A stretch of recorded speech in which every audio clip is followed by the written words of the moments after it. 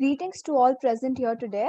I, Ananya Gadnis, warmly welcome you to the fourth edition of WASE Model United Nations in collaboration with United Nations Information Center for India and Bhutan. We are here today for the panel discussion on need for sustainable development. Today, I'll be introducing the panel. We have Mr. Dharmal Doshi, Mr. Vignesh Narayanan, Mr. Sarthak Bhatt Mishra, Mr. Devak Bharadwaj, Mr. Sudhanshu Kadre, and Mr. Shivam Jain Kakadia. We're glad to have as our moderator Mr. Aditya Lele. He is interested in international relations and politics, and more so in the national politics. He holds a keen interest in political discourse of India and has started his own YouTube channel. He is known for his unique insight about different topics. Punctuality and professionalism is something he personally believes in and is a meticulous taskmaster. Over to you, sir.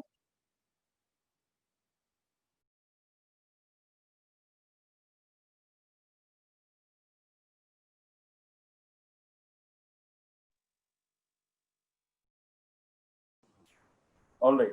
Thank you so much, Ananya. And I'm very, very glad to be here in the first actually edition of WASE MUN.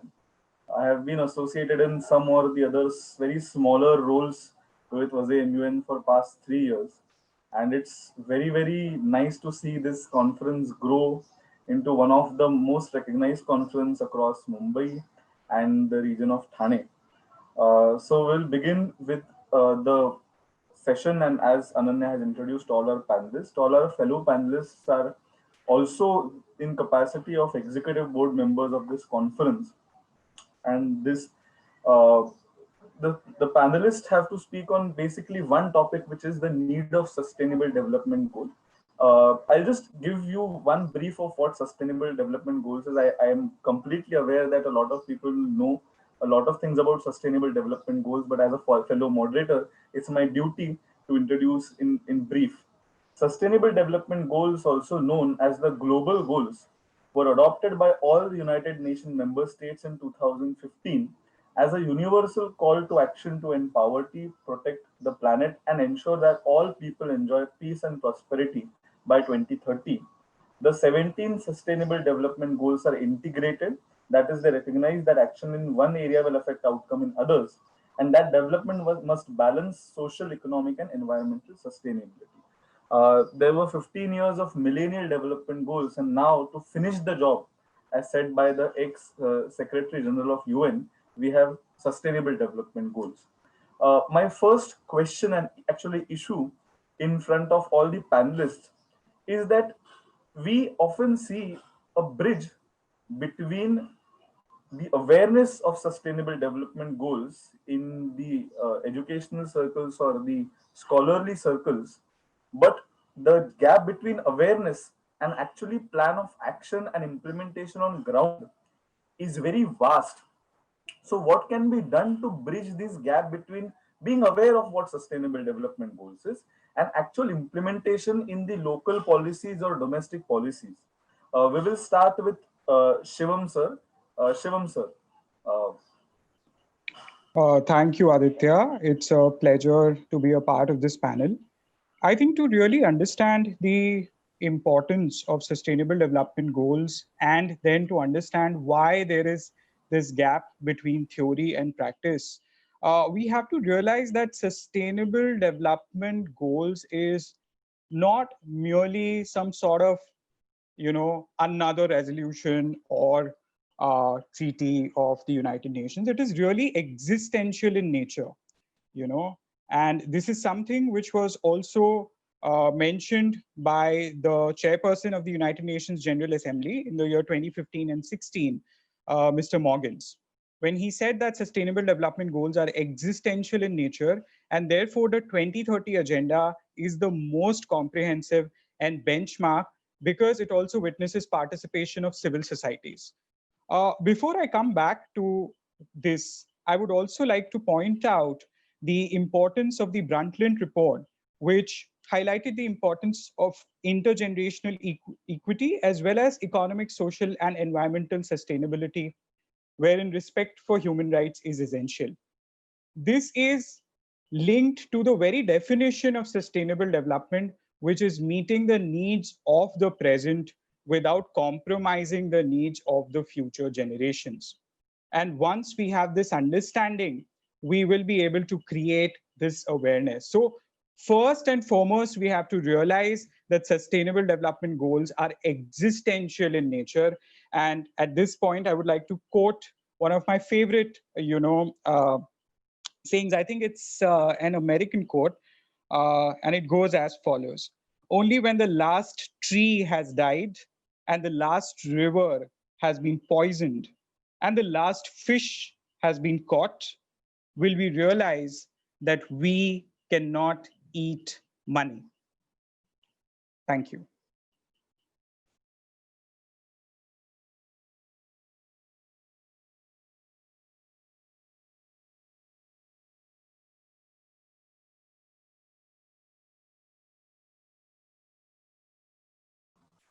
Thank you. Thank you, Shivam sir. Now we'll go to Sudhanshu sir. Sudhanshu sir, your thoughts on this issue.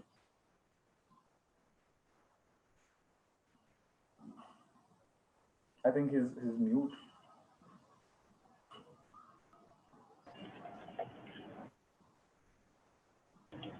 Am I audible?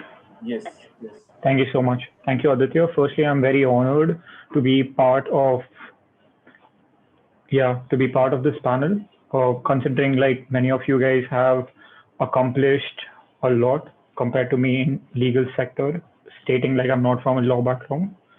Okay, so when we are talking about sustainable development, so the first introduction that we have, I'm taking an example of any average Indian school child. The first introduction to sustainable development we have is the introduction, basically rote learning the introduction, like the definition of sustainable development in our EVS or social studies class. The thing is, in my opinion, there is a very big bridge between the conceptual understanding of sustainable development and the actual implementation structure. So I'm interested in philosophy. Okay. So if you look at sustainable development in a very realistic terms, if you look at sustainable development that you can actually establish in near future, you need to understand that there is a structure to be formed. Okay. You can't just like keep propagating the importance of the concept of sustainable development. You need to actually make a structure. Okay. And that structure, when you talk about national implementation, firstly, according to me, the priority of every person should be national implementation comes first, because national implementation, in my opinion, sets a standard that can be followed, extrapolating on the international scale. So when you talk about national implementation, it is very important about the governance of the state. The most popular form of governance that we are in the modern society is democracy.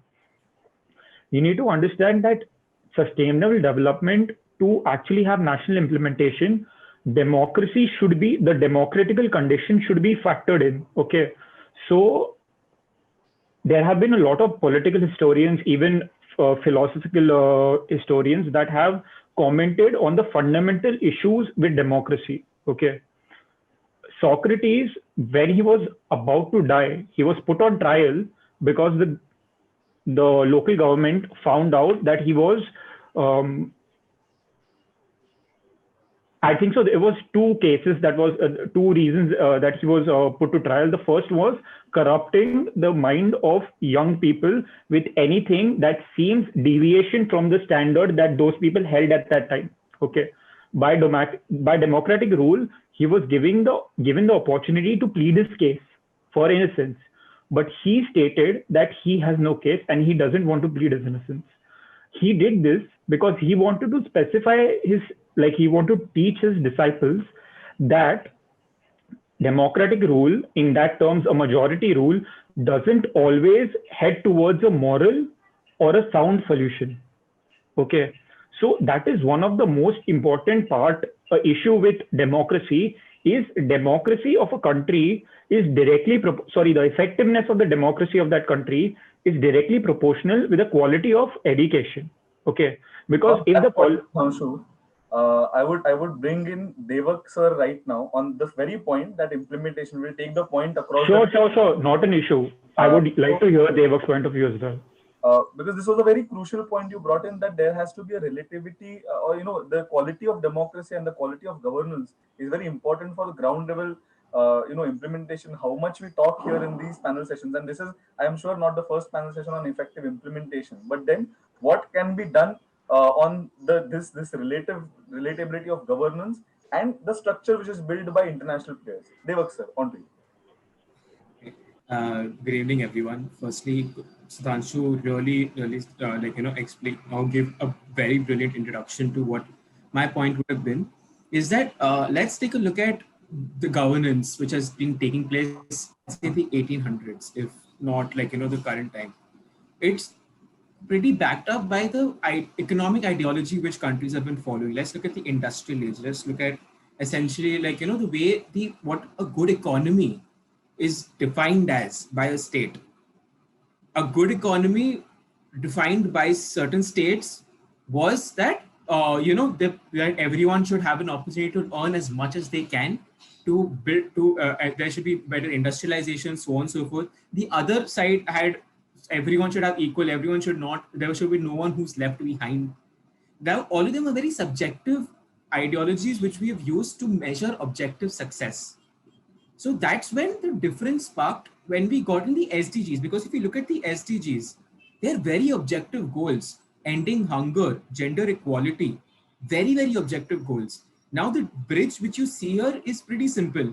You are trying to implement objective goals by a setup which has been based on subjective ideologies. Like, let's look at the current administration, all right? The current administration goal is what?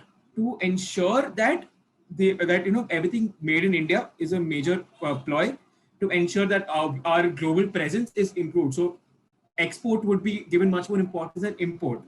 Again, maybe a correct way, but again, it's a subjective ideology, and that subjective ideology tends to become a hindrance when it comes to sustainable development, because there may be certain objective goals which do not comply with the subjective ideology or what your subjective idea of a good economy may be. So this is something which I found to be a very, very important reason as to why there has been a bridge between sustainable development and sustainable development goals and the groundwork implementation. So that is one thing. If I'm allowed to continue, I have one more point to make. Yes.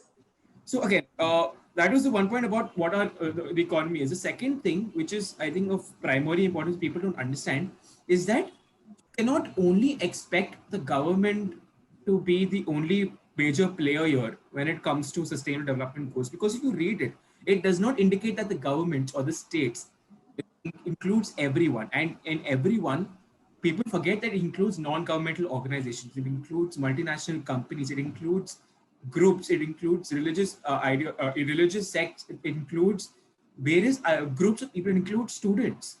All of us are major stakeholders. All of us discuss the government role to be played here. I think one thing we downplay is our impact to the same.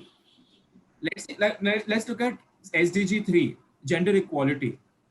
Now, I would not agree if people would say that SDG 3 is only up to the government, because it's up to us as well.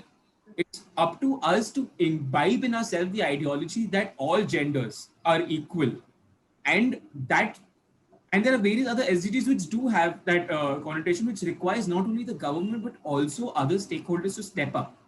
That realization is not sparked within people, Aditya.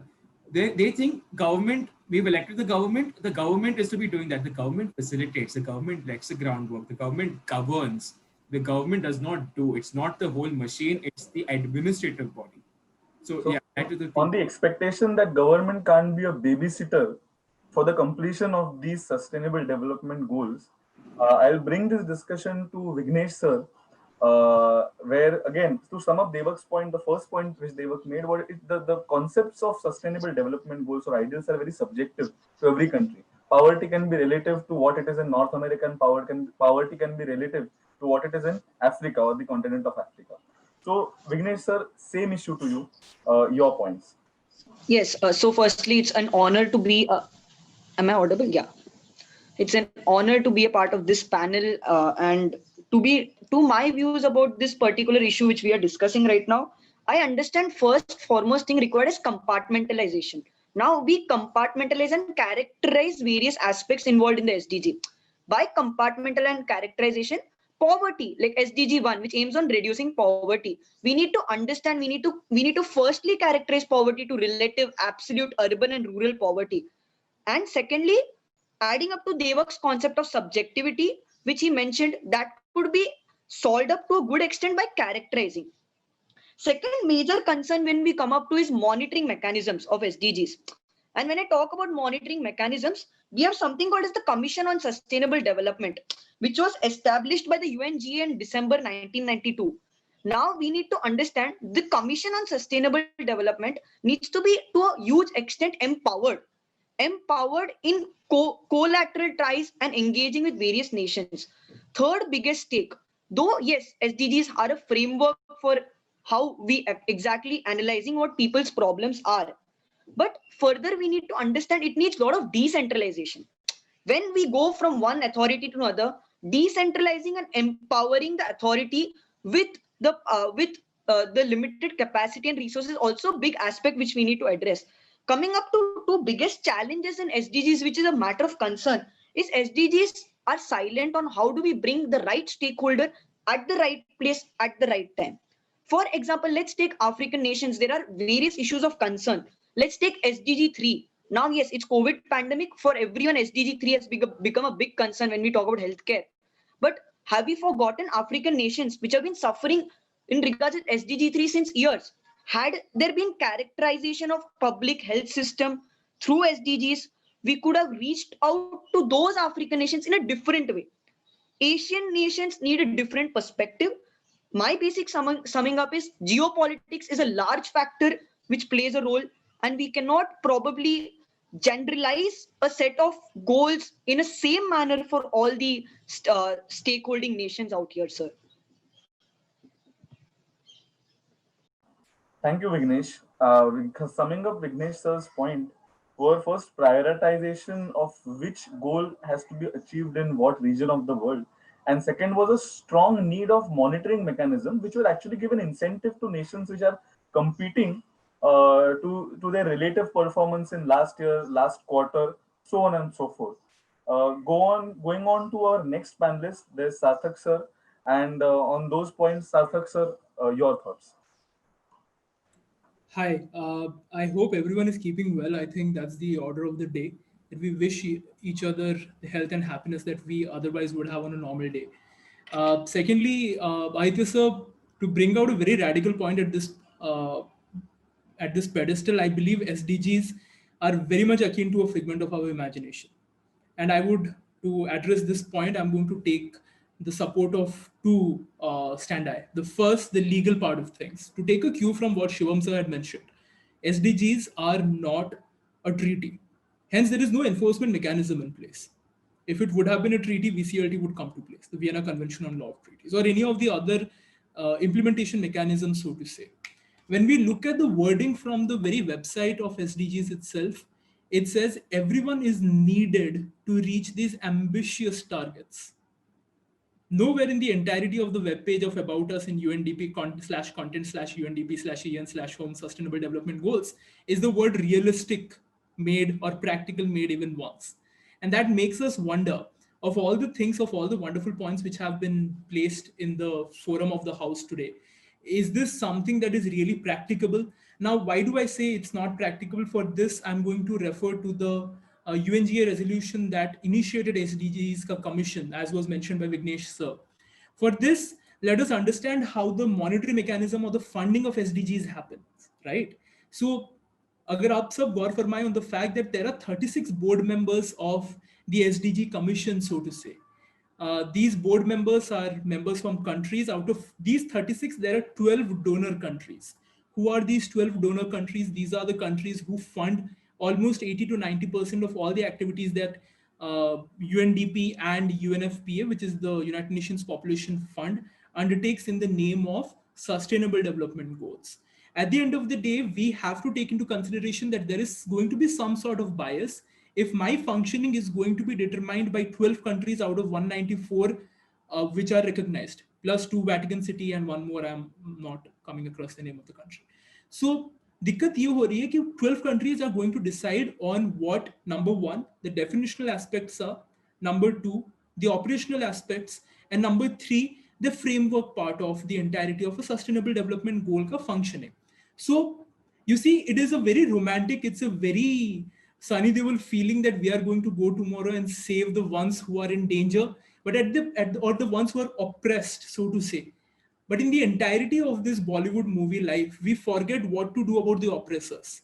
SDGs do not mandate, do not recognize the existing of an oppressor when it comes to social evils, so to say. For this, I would just not take too much of time. I'm going to refer to 4 SDGs, 2, 3, 8, 6, and 16. 3 has already been spoken of. The second SDG, it speaks of zero hunger. The wording, ladies and gentlemen, is what matters at this point of time. When we speak of zero hunger, we do not recognize the meaning of food sovereignty. The idea is that Adi sir is going to cook me food, but he can feed me for a day. But I do not know how to feed myself for the rest of my living. And that is where the problem comes. I would elucidate more on this in the coming speeches, but my entire problem, or the reason as to why I would refer to SDGs as a figment of imagination, is because they are unrealistic. They cannot be, it's not even about the fact that different countries and different areas would have a different definition or a different understanding of aspects. It's about the fact that we are not focusing on the relevant stakeholders. We are focusing on problems. When we speak of no one left behind, which is the agenda of SDGs, we are not taking into consideration communities. We are not taking into consideration, say, economic communities like merchants and bankers. We are not taking into consideration indigenous uh, parts of the society. And I think that is where the entire problem comes. That at the risk of saving one, we push 10 people under the bus. Thank you. All right. After that, a very radical point. I think I'll take this radical point with Sudhanshu sir's philosophical context. That on one side, Sudhanshu sir is presenting a very philosophical and again romantic, so to say, philosophy of how democracies can be actually framed in a way to implement these things, and to Sarthak's idea. And now we'll move on to the panelist, Dharmil sir. Sir, how do you balance these two ideas? One is the romantic one, and second is the radical one. To you, Dharmil sir. Thank you so much. It is an utmost privilege to be here and speaking in front of you all. I hope I'm audible and visible clearly. So thank you, Sarthak, so much for elaborating upon the pragmatic aspect and this constant conflict we are facing with respect to not only implementation, but interpretation of SDGs as a whole. Now, in my opinion, what we need to realize is firstly, the SDGs are not an established narrative. They are a comprehensive policy approach. They shape how policy is supposed to be imbibed. And this policy is not restricted to only governance. As Devak rightly mentioned, the stakeholders are wide ranging. Each one of us is a stakeholder in this particular operation. So now the interpretation of the SDGs come into play here, as the panelists have rightly elaborated upon. Now, we saw 30 years ago how the Brundtland report essentially tried to define SDGs. So I'll just quote the Brundtland report. Sustainable development is the idea that human societies must live and meet their needs without compromising the ability of future generations to meet their own needs. All right. Now let us break down this definition and see what it entails. This clearly entails that SDGs is a collective endeavor. It is a collective responsibility to which we need to self-assess and self-establish all the parameters in order to see its progress. Progress is something which is fundamental to the SDGs. And when we have a wrongful characterization of what progress means, or that characterization of progress being incredibly blinded by subjectivity, that becomes incredibly problematic. Here, history has been witnessed throwing some theory into the light that often we go for the traditional approach, right? We go for what is called as a positivist approach when we go into theory of essentially governance and public policy. What we need to imbibe, in my opinion, at this point is much more of a scientific approach, where we not only take into consideration the cognizance of the SDGs, but establish various stepping stones in order to achieve the same. So, in hindsight, we are establishing a clear means to end relationship. That is something which all the stakeholders seem to be forgetting. They are just saying, ki, all right, SDGs is an established narrative and we are going to run with it. All right, what we need to figure out is how we are going to run with it and how gradually we are going to run with it. This entire conversation, hence, can be summarized of what I just said in the last minute or so, is by exercising something called as due diligence. Due diligence, by its very sound, entails the fact that not only you're taking into cognizance, but you are imbibing yourself into various other stakeholders' shoes and trying to have a holistic approach towards the same. So we cannot have governments and stakeholders just use SDGs as, I would say, carrying along Sartre's lines, as a point of virtue signaling. This is not something which is virtue signaling. This is something where a policy is fundamentally shaped and so as to such an extent that it defines and sanctions who we especially are and how we will be in the future.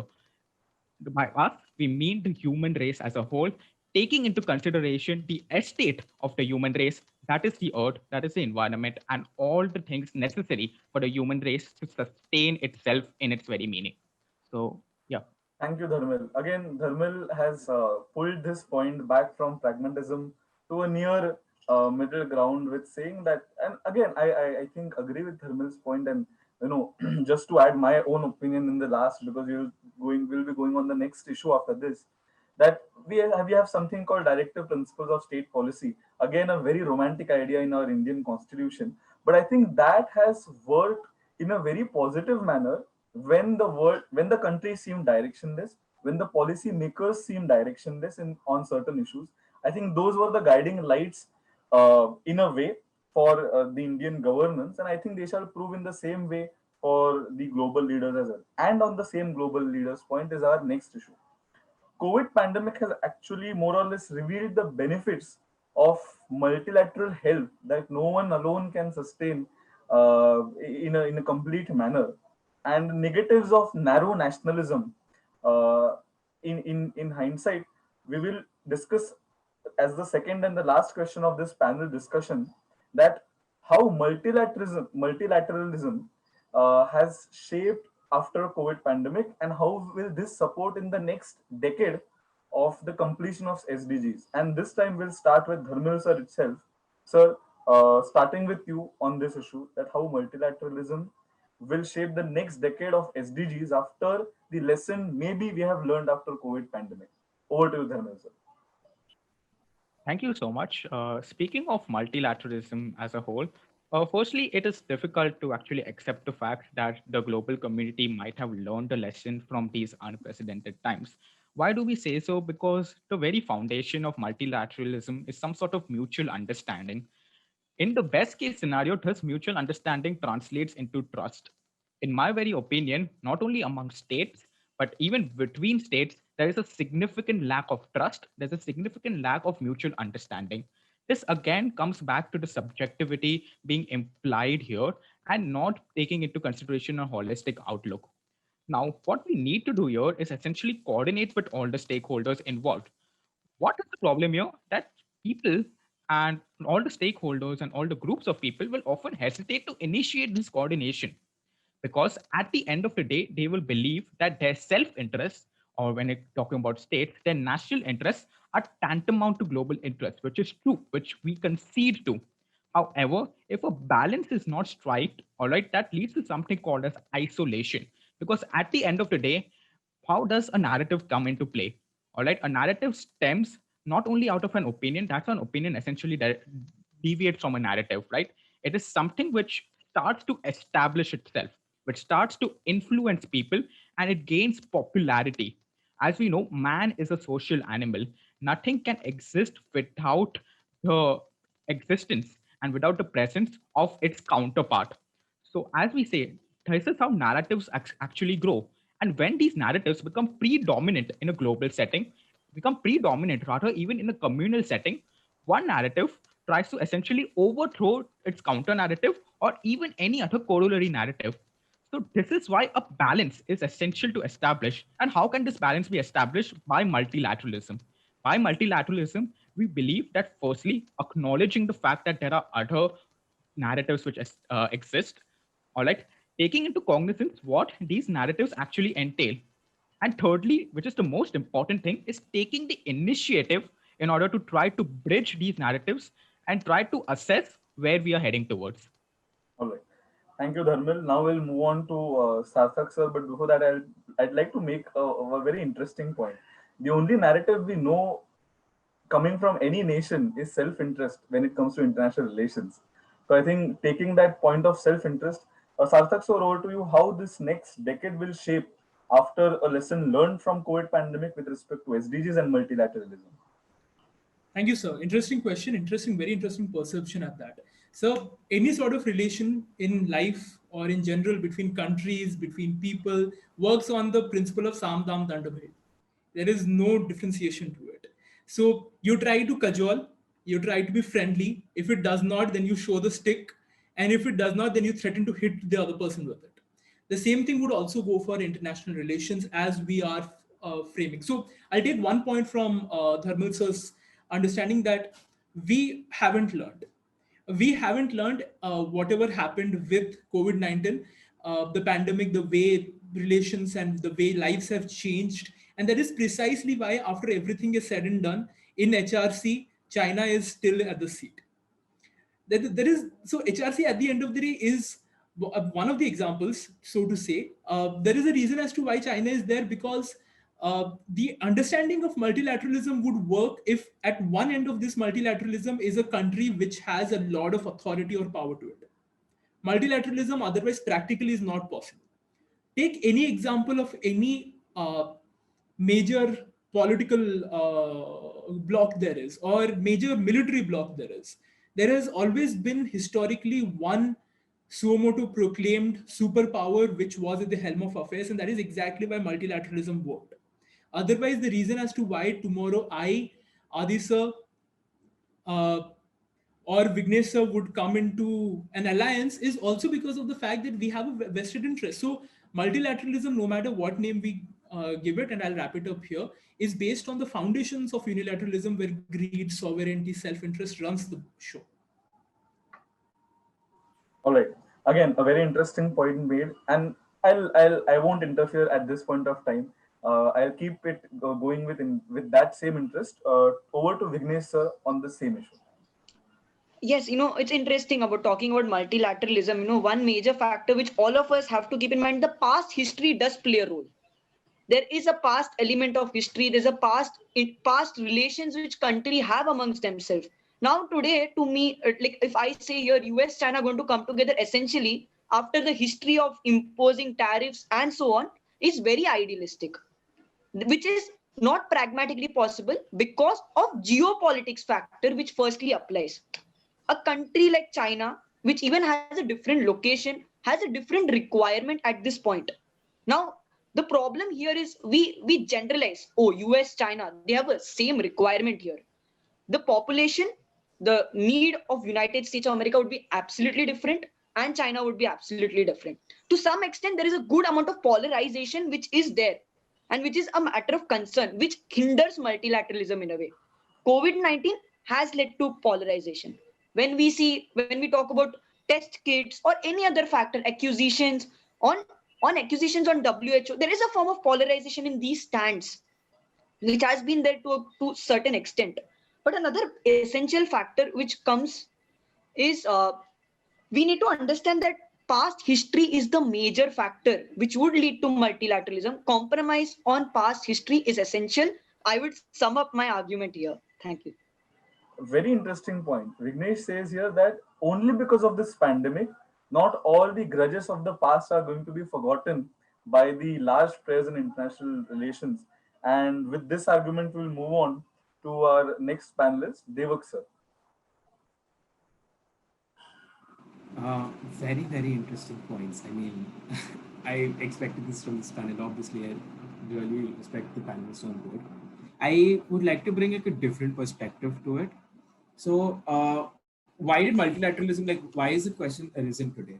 That's because with the formation of the UN or much before that, people realized that if you want your self-interest to like, you know, for as even maybe for self-interest, maybe for international cooperation, there could be like, you know, the intention could be different, but the fact is everyone got together to get better, right? They believe, some people believe that you get together, you get better. Globalization is going to open new avenues which you never thought of. Like example, trade. Spices for in India, if you look at the cost of spices in India, you'll be like, huh, spices, we have this, you've seen all of this. But if you put spices in Europe, they were so flabbergasted that we had so many people coming and fighting for territory in India. So that something which obviously is going to increase globalization.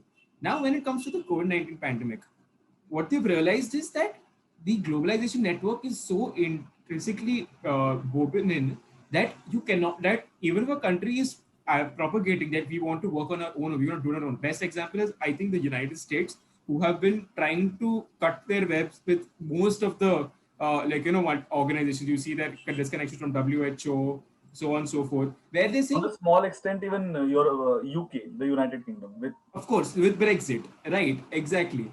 So even if they're trying to get out of this web because they believe that, you know, that whatever reason they have, they realize that whatever happens, the world is internet connected to such an extent. It's like the moth is stuck in the spider's web. It's going to be very tough for them to get out of it.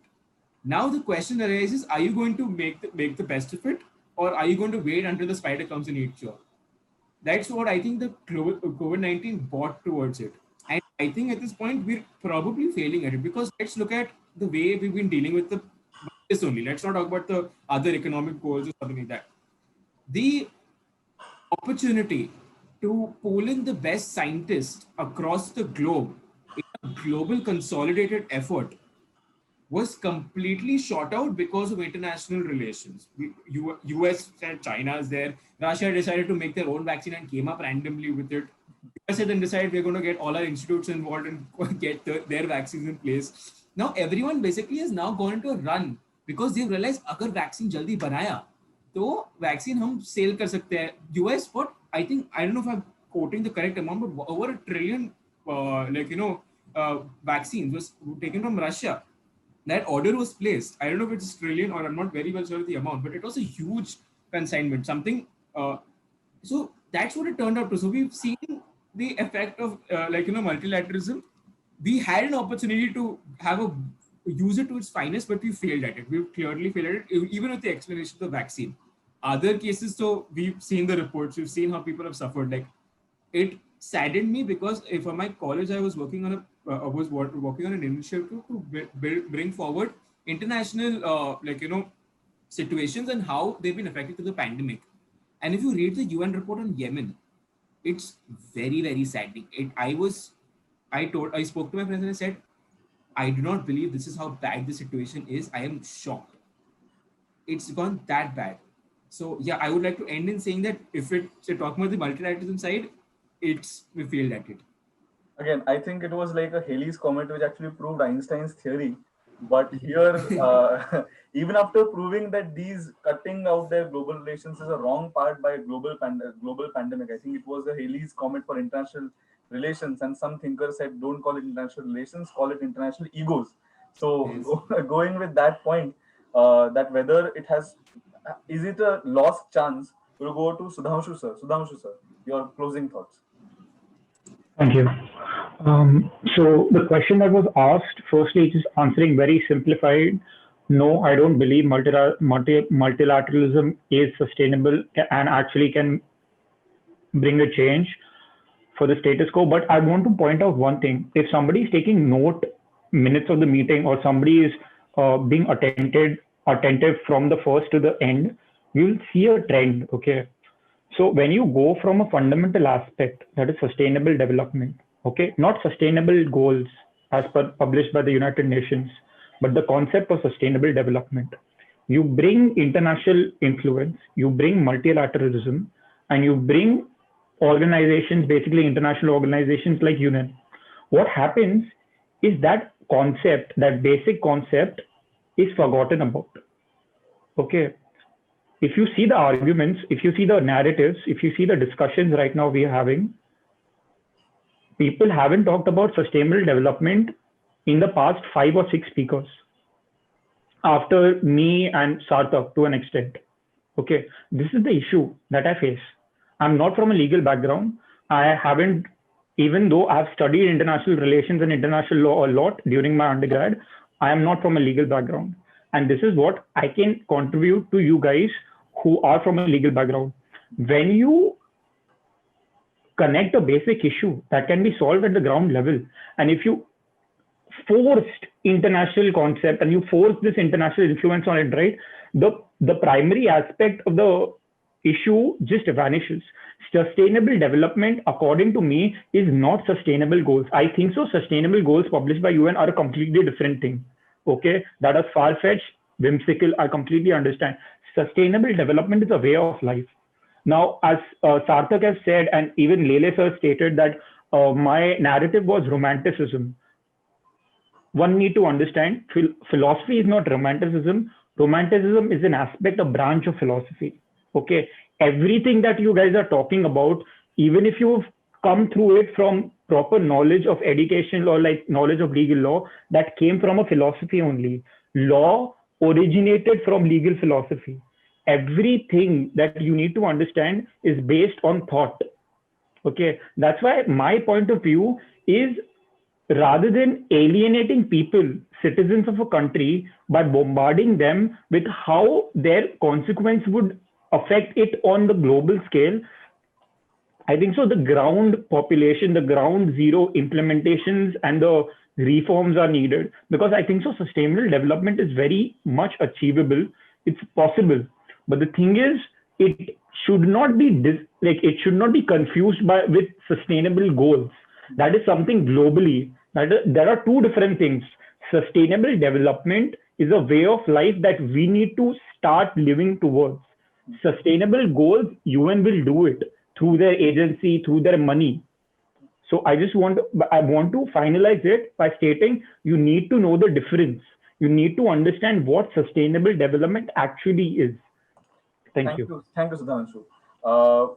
2 quick points. First of all, thank you for feedback. And if you were mistaken that I said that what you said was romanticizing, I did not say that. I just said you were talking about philosophy.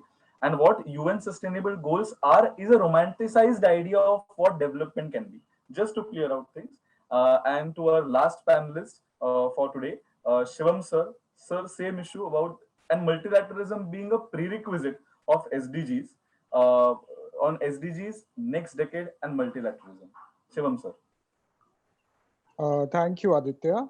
Well, just like you said, multilateralism is a prerequisite to achieve these sustainable development goals. I think it was David Hume who said that reason is the slave of emotion, right? And often while discussing these issues, we become very emotional. Yet we must remember that in the past, we have faced more challenging times than what we are seeing right now. In fact, one historic event, since people have spoken about certain historical events, one historic event, which is not really, I think, related to the SDGs, but I link it very strongly, is when the first time NASA released picture of planet Earth. I think all of us can very well visualize the picture of planet Earth in our minds from space. We know it's the blue planet.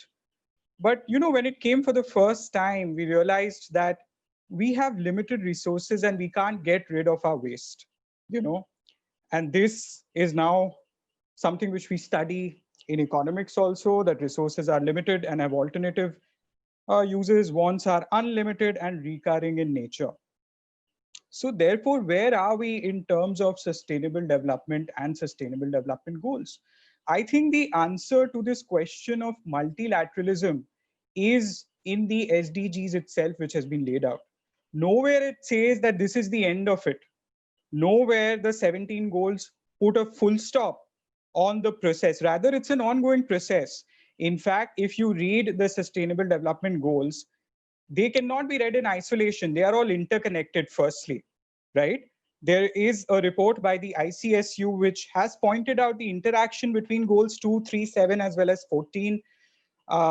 So you can't achieve one goal in isolation of the other. That is the first point which I would like to make. Secondly, these 17 goals have to be read with 169 targets that have been laid out. And this has only happened because of political negotiation and multilateralism as we are talking about it. So this is not the end of the story. In fact, this is the start of an ongoing process, which I think will continue for the next 10 to 100 years. I don't think this is a debate which will end anytime soon. And I'm sure that these targets and these goals will be modified from time to time, considering, of course, the fact that each and every country has its own capacity to achieve these goals. And another word which because I was reading about it before this panel discussion, you will notice that the word resilience is used very often. Resilience. Even if you'll do a control F, I was like, why is this word used, resilience every time? So I went into the debates and I found out that they mentioned it because they recognized that resilience is the ability to cope with change, and that differs from country to country. So without political process and negotiation, or in absence of it, we cannot progress with sustainable development goals. So we must not see it as an end document, we must see it as something which will continue to evolve over time, and in which I think each one of us will contribute in our own ways and means. Thank you. Thank you, Shivam sir. And again, Shivam sir made me realize that our last point which we were discussing was actually the 17th sustainable goal, which was partnership for goal, which also included multilateralism. So we are no way away from the discussion, so to say. It was a fantastic discussion, many points made for further analysis, further thinking, and for people who work in this area to implement. I would like to thank the Secretary General of WASEMUN, the faculty, and it's my faculty. I have been the part of this college, the management of the college, all the dignitaries present in this meeting, all the delegates, executive board members, and Chief External Advisor Ishan Chitnis for inviting me to moderate this wonderful discussion, and a very unique discussion after a very long time. I again hope everyone is keeping well, and thank you for everyone's time. That would be it from us. Thank you so much. Thank you so much, sir. It was a really precisely put in and a very well explained session that all the panelists and moderators went about. Thank you, and we're really glad to have you here today.